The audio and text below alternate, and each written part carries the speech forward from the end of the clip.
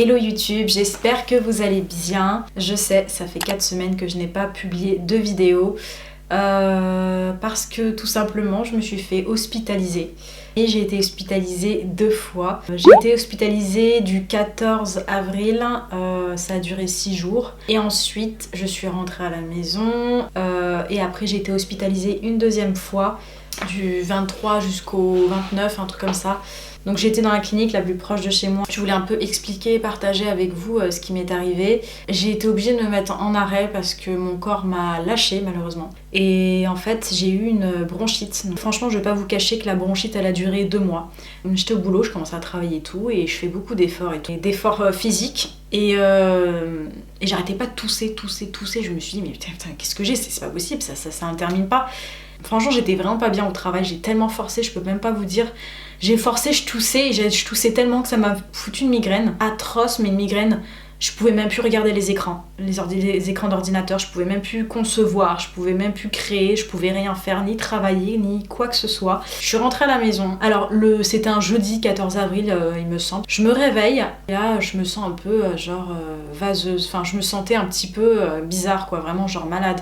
Mais en me levant en fait, dès que je me suis carrément mise assise sur mon lit, j'étais pas bien. J'ai eu le vertige, j'ai eu un malaise vagal, je sais même pas comment vous décrire ça. C'est comme si on avait fait des mélanges d'alcool différents en fait, c'était pareil. Des difficultés de respiration, vous pouvez pas imaginer, j'ai l'impression que j'étais asthmatique, mais vraiment asthmatique. J'étais en manque d'air, en manque d'oxygène. Et là je me suis dit, là je vais pas pouvoir faire un seul effort, rien. J'étais clouée dans mon lit à essayer à essayer de comprendre comment je peux sortir du lit. En fait c'était ça, le matin je me levais, je me suis dit mais comment je vais faire pour sortir du lit. Du coup je commence à prendre mon téléphone, j'avais même pas la force d'envoyer un SMS. C'est que je descends tout doucement des escaliers, je commence à me préparer et tout. Après c'était il y a un moment donc je m'en souviens plus trop ce qui s'est passé parce que je me suis évanouie plusieurs fois. Je m'allonge sur le canapé et je me sentais partir. Donc j'ai contacté Loïc, je sais plus par SMS ou par appel, j'ai appelé Loïc et tout. Et je lui ai dit bah je me sens pas bien, je me sens partir en fait. Puis j'arrivais même pas à parler. Pour vous dire, parler c'était un effort. Et donc du coup il vient me chercher et il me dépose aux urgences. Aux urgences, il faut savoir que il y a eu énormément de monde. Je crois que j'ai jamais vu autant de monde aux urgences, c'était quelque chose de dingue. Puisque les hôpitaux ne prenaient plus du tout en charge, en fait il n'y a eu que des transferts. Et en fait à partir du moment où Loïc m'a déposé, au moment où je suis arrivée aux urgences et ils m'ont fait des prises de sang et vérifications un petit peu partout, j'ai fait quand même 6 heures d'attente. Donc il y a eu tellement de monde aux urgences que j'ai pété un câble. J'arrivais même plus à savoir quel jour on était, quelle date on était, quelle heure il était. J'avais plus mon téléphone, je savais plus. Mais quand on regarde les gens qui sont pris en charge et moi en train d'agoniser parce que j'avais plus d'oxygène, il y a quand même un level. Il y a des personnes qui rentraient. C'était j'ai une écharpe dans le doigt. Il y en avait, c'était vraiment des trucs ouf. Genre j'ai trébuché. Sont tordu la cheville, enfin je sais pas mais je m'en fous en fait, je m'en fous. J'étais là, j'avais plus de respiration, plus d'oxygène et les gens ils prennent en charge des gens qui ont une écharpe dans le doigt. J'avais autre chose à faire, voilà j'ai pété un plomb, c'est normal, mettez-vous à ma place. Donc il y a un docteur qui rentre comme ça, il me sort Madame, je vous ai laissé poireauter sur la chaise roulante au milieu du couloir. Parmi tous les malades, je vous ai pas entendu tousser, souffrir, donc vous allez bien. Comment un docteur peut parler comme ça? Enfin, je sais pas ce qui se passe en ce moment. Je sais pas du tout ce qui se passe, mais ils étaient complètement tous ma boule. Déjà, on manque d'effectifs, mais en plus de ça, tu me parles pas comme ça, tu parles pas à un client comme ça, je suis désolée. Du coup, je lui dis, il y a un problème, faites-moi des radios. Donc, il part, il me fait les radios. Dès qu'il a les radios dans les mains, déjà, il ose même pas s'excuser. Ah oui, effectivement, madame, vous avez un très gros problème, vous avez de l'air au poumon. Je lui dis comment ça? Il me dit bah en fait c'est pour ça que vous avez du mal à respirer. Du coup il m'explique que mon poumon droit il va falloir que je passe au bloc pour une opération parce qu'en fait j'ai un décollement de la plèvre et j'ai de l'air dans le poumon. Et en fait j'étais bloquée, je pouvais pas respirer au niveau de la trachée, je me sentais compressée et au niveau de la poitrine, du thorax en fait j'étais vraiment pas bien. Il me dit oui mais en fait vous avez un pneumothorax, c'est de l'air dans le poumon. Et en fait ça c'est opérable et ça arrive souvent à certaines personnes qui sont ou fumeurs ou un gabarit fin. Enfin, je fumais de temps en temps de la chicha, mais c'est très rare, c'est occasionnellement, franchement. Mais non, je suis pas fumeuse, j'ai pas eu de choc. Et je lui explique en fait que c'est dû à ma bronchite. Et je le sais que c'est une bronchite. Je lui ai dit, j'ai eu une bronchite, ça a duré plus d'1 mois. J'ai toussé. Et c'est ça qui a dû faire un décollement de la plèvre. Et qui a dû, en fait, j'ai dû faire un choc en fait en toussant. J'ai dû vraiment me décoller carrément la plèvre. Et du coup, bref, j'ai été mise directement en chambre et tout. Je contacte Loïc, je lui dis, bah écoute, au final, ils vont m'opérer parce que j'ai un pneumothorax. Donc là, franchement, j'étais trop dégoûtée. Mais vraiment, je peux vous dire que j'étais dégoûtée parce que déjà, de 1, j'ai toujours des problèmes de santé. De 2, j'avais un mariage de prévu. Et de 3, je devais aller en vacances. Donc là, je suis trop dégoûtée. Donc un pneumothorax, c'est dû en fait à une présence d'air anormale en fait qui est dans la cavité pleurale. C'est ou spontané ou traumatisme. Donc moi c'est eu un traumatisme, donc c'est dû à ça parce que c'est un choc que j'ai eu. Le premier, un pneumothorax, c'est quand on fait un faux mouvement. Moi j'ai eu, alors les médecins m'ont dit qu'il y a eu des personnes qui ont attrapé un bouquet le jour du mariage, qui ont fait un faux mouvement et qui ont chopé un pneumothorax à cause de ça. Moi c'était dû à une toux en fait, à force de tousser, de mal faire atchoum et tout, enfin tous ces trucs là, ça fait que j'ai eu un pneumothorax. Ça peut être dû aussi à des chocs sportifs aussi. On peut le choper pour n'importe quoi aussi quand on est fumeur, et on peut aussi choper un pneumothorax dû à l'endométriose, et ça je le savais même pas. Je suis passée dans tous les états, mais je suis choquée. J'ai été dans une chambre où il n'y a pas de douche, pas de toilette. Ça je peux comprendre, c'est parce que je suis dans une chambre, c'est des chambres spécifiques comme des box. J'attends et on me dit bah écoute, je leur dis mais je fais où mes besoins. On me dit dans une chaise, voilà, t'as ton petit pot comme les vieux en fait. Je pouvais pas faire plus de 2 mètres en fait avec les câblages que j'ai eu. Ça m'a énervée parce qu'il y avait plus de place pour les chambres, il y avait plus de chambres, on était plein, la clinique elle était bondée, il y a eu énormément de patients. Je suis dans ma chambre. Je regarde la télé, du coup je me dis bah tiens je vais aller faire mes besoins. Je me lève, je fais mes besoins et tout. Non mais je peux vous jurer que cette vidéo il n'y a pas de filtre dans cette vidéo, je suis désolée, il n'y a pas de filtre. Je me lève, je fais mes besoins et tout. Et là la porte elle s'ouvre, genre bam, genre c'est pas genre tout doucement, c'est même pas genre tu toques, non, ça s'ouvre comme ça. Et là du coup, je regarde, je sais même plus si c'était une infirmière ou pas, mais elle ouvre la porte d'un coup comme ça. Elle dit je viens prendre votre tension. Je dis pardon. Elle dit je viens prendre votre tension. Je lui dis d'accord, ok. Et je lui dis par contre là je suis dans la chaise, je suis en train de faire mes besoins en fait. Et en fait elle s'en foutait, elle est rentrée complètement dans la chaise, elle a fait le tour de mon lit, elle est venue prendre ma tension pendant que j'étais dans la chaise en train de faire mes besoins. Je sais pas, mais est-ce que vous trouvez ça normal en 2022 ? Là, déjà de 1, tu toques pas la porte. Vous avez une main, non ? Vous avez des doigts, vous avez des mains, pourquoi vous toquez pas la porte ? Tu toques ? Non. Elle a même pas toqué, elle a ouvert la porte, sans toquer. Elle m'a regardée. Et puis elle a dit, je passe prendre votre tension. Mais ma tension, j'en ai rien à foutre de ma tension. C'est n'importe quoi. J'étais choquée, j'étais là comme ça en train de la regarder. Je fais mon métier et je me casse. C'était ça. Franchement, pour vous dire, la première fois que je me suis fait opérer, tout s'est bien passé. Entre anesthésistes, entre médecins, chirurgiens, tout ça, tout s'est super bien passé. Chirurgien, ils s'y connaissaient, franchement, c'était super bien. Tout s'est bien passé. On m'a opéré, on m'a dit vous aviez eu énormément de quantité d'air. Votre poumon, en fait, était complètement déplacé, il était décollé. Enfin, ils ont vraiment essayé de faire leur mieux.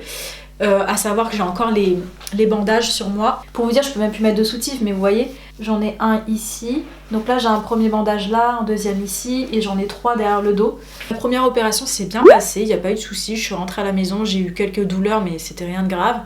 Je me suis dit, je peux enfin respirer, je me sens bien et tout. Et ensuite, les douleurs sont atroces. Quand on rigole, c'est atroce. J'ai l'impression... La douleur, je vais vous montrer la douleur, c'est comme si... on prenait un couteau et on vous poignardait, on passait à travers votre côte en fait. En fait, c'est comme si on vous poignardait, c'était la même douleur. Et je dis à Loïc, bon bah cette fois-ci, il faut surtout pas me faire rire, surtout pas me faire des... Voilà, il faut pas que je sois compressée, il faut que je fasse attention de ma façon dont je tousse, la façon que je respire et tout. Et donc du coup, Loïc il me dit ok d'accord, et donc là on sortait des petites blagues, on était au lit et tout. Et là il me fait rire et tout, et donc j'ai senti... quelque chose genre explosé, pété, enfin je sais pas, j'ai senti quelque chose complètement, j'ai senti comme ça, quelque chose qui a explosé, je sais pas, quelque chose bizarre, et il y a de l'air qui s'est formé en dessous de ma peau, Donc j'ai eu deux anesthésies, j'ai eu l'anesthésie locale et j'ai eu l'anesthésie générale. J'ai eu deux opérations, elles étaient à peu près similaires mais c'était pas tout à fait les mêmes. La première opération, ce qu'ils m'ont fait, c'est qu'ils m'ont ouvert une petite cicatrice, ils m'ont fait une ouverture. Ils m'ont fait passer, je pense, une caméra. Ils ont aspiré en fait l'air qu'il y avait directement dessus. Donc comme par hasard, j'étais sous oxygène parce que j'ai eu énormément besoin d'oxygène. Ils m'ont fait mettre un tuyau. Je vais vous mettre sur l'image ce qu'ils m'ont mis. Un tuyau, ils m'ont mis le drain aussi directement dessus. Le drain, tu le gardes pendant plus de 4 jours. Une fois que c'est fait, ils te le retirent. Et ils te mettent une poche, un tuyau avec une petite poche à la fin. C'est pour en fait l'air.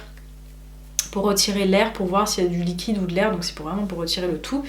Et ensuite, une fois que c'est fait, ils enlèvent carrément le tout. Ils retirent le drain. Franchement, cette sensation est dégueulasse. Ils retirent le drain, ils te retirent les câblages, le tout. Ils te recouent. Et la deuxième anesthésie que j'ai eue, ils m'ont complètement changé. Alors c'était différent de la première. La deuxième, ils m'ont clairement expliqué que en fait quand tu as un pneumothorax, généralement, je parle clairement en généralité, on s'est fait sous 3 opérations. En fait c'est très rare que ça soit fait en une seule fois l'opération, mais quand il y a un pneumothorax, il y a beaucoup, je pense qu'il y a énormément de personnes qui sont sous 3 opérations voire 2. Comme la première fois ça n'a pas marché, la deuxième ils te mettent sous oxygène, ils te mettent de la morphine, ils t'endorment, enfin opéré et tout, enfin tout le tralala. Je pense qu'en termes de douleur, j'étais sur du 8 sur 10. Maximum, 8 sur 10 en termes de douleur. Ça peut pas être plus pire qu'une épisiotomie.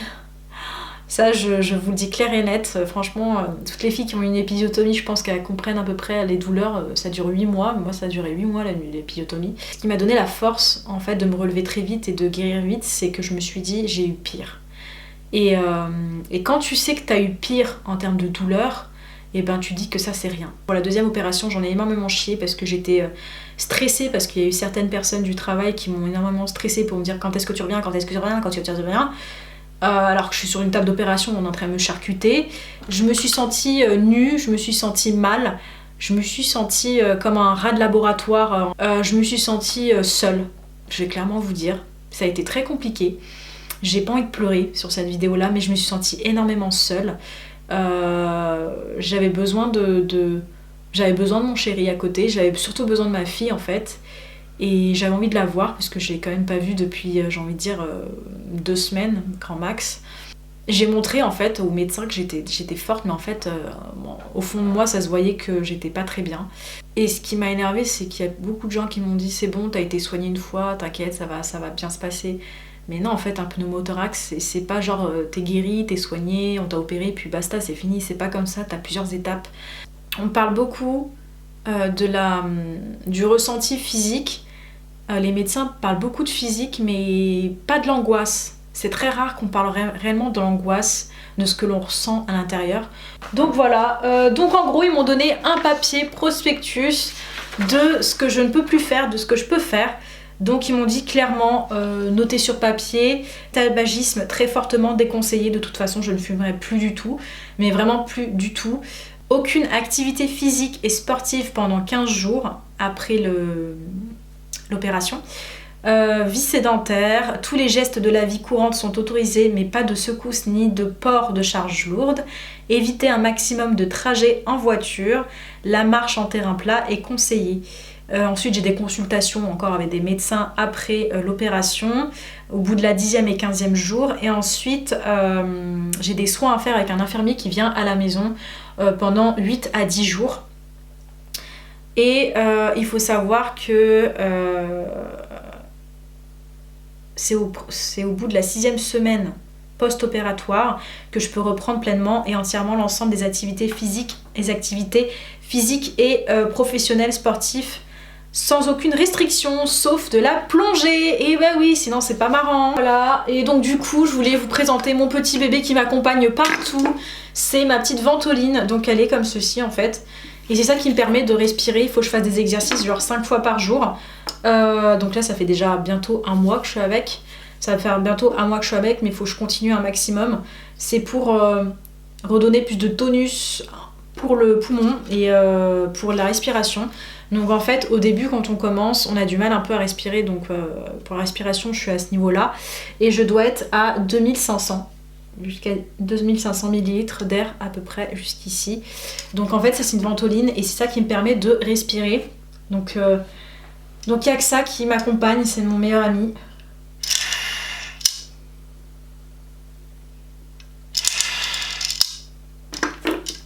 Donc voilà. Donc ça, je dois le garder partout où je vais, même dans mon sac. De toute façon, je peux pas beaucoup bouger. Je peux pas faire de trajet en voiture, mais je reste beaucoup à la maison pour me reposer, pour reprendre énormément de force et surtout de faire beaucoup d'exercices de respiration parce que je ne sais pas respirer. Donc là, j'ai eu que 2 opérations en espérant que je vais pas avoir une dernière opération. J'essaie de guérir petit à petit. Là, aujourd'hui, on est le 3 mai. Cette histoire dure déjà depuis fin mars. Les problèmes de respiration et tout le tralala. Donc j'espère que à partir du 10 voire le 13 mai, j'ai rendez-vous le 13 mai chez mon chirurgien, enfin lui qui m'a opéré. Il est vraiment adorable d'ailleurs, il est vraiment nickel. Donc j'irai le voir et puis j'ai encore des tests à faire, des radios à faire pour voir si mon poumon s'est amélioré, si j'ai pas d'air qui se faufile, si j'ai pas de petites fuites, comme on appelle ça, des fuites d'air.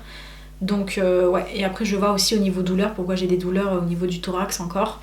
C'est chiant. Franchement, je vais clairement vous dire, c'est énervant. En fait, j'ai plein de trucs à faire et je suis là avec mes problèmes de santé. Comme quoi, la santé, c'est vraiment quelque chose de plus important. Je le souhaite à personne, ce que j'ai eu. Bon, je vais arrêter là parce que je commence à avoir un petit peu des douleurs. Je vais aller prendre un peu d'opium, ça va me faire du bien. Bon, le seul truc qui me fait du bien. Je vais faire le montage de la vidéo et de toute façon, je vous tiens au courant des avancées de ma santé parce que clairement... C'est un peu dommage pour moi, mais j'ai loupé déjà un mariage dans la famille, donc c'était un peu chiant parce que ma fille est partie, mon chéri est parti au mariage, tout le monde est parti, mais sauf moi, j'étais complètement malade à la maison, je pouvais pas faire de longs trajets, donc ça m'a énervée, donc voilà. Donc j'espère que je vais me relever très très vite, être en forme. J'attends qu'on m'enlève les fils, parce que j'ai encore des fils, j'ai des fils résorbables derrière, mais j'ai encore des fils à retirer. À savoir aussi...